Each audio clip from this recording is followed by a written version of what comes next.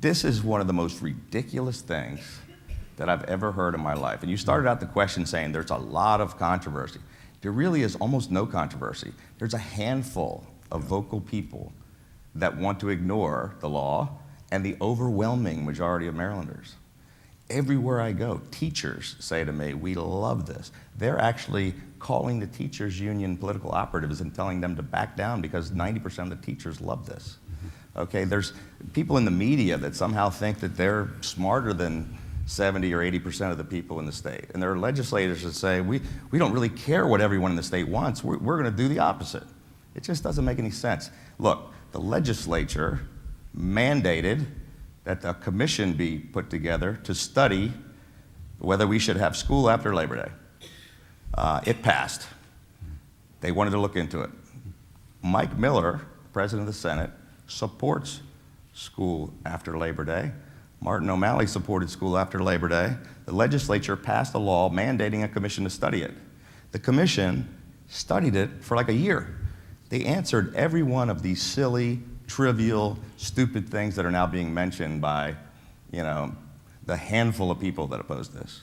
And they answered all the questions. They said it doesn't do anything to education. It's terrific.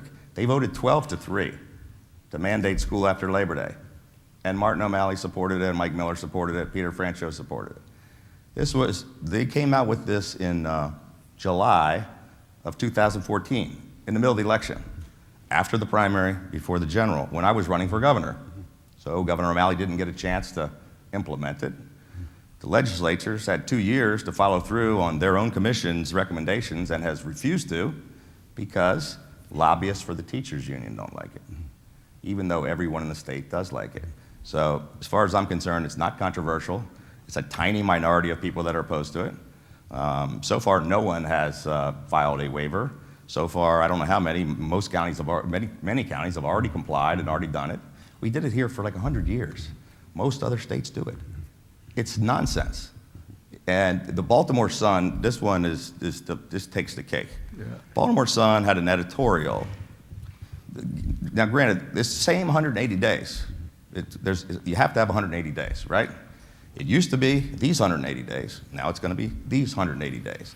Baltimore Sun editorial said, my action was going to cause the destruction of education, and instead of having scientists and doctors, we would have dishwashers and pizza deliverers. They're still getting educated for 180 days. How in the hell does that make a difference? It's nuts. So they can criticize, and you could write 100 stories and editorials, and you could have whiny people on school boards. It's not going to change the fact that this is what's going to happen in the state, and it's what almost everybody wants. And that's just the way it is.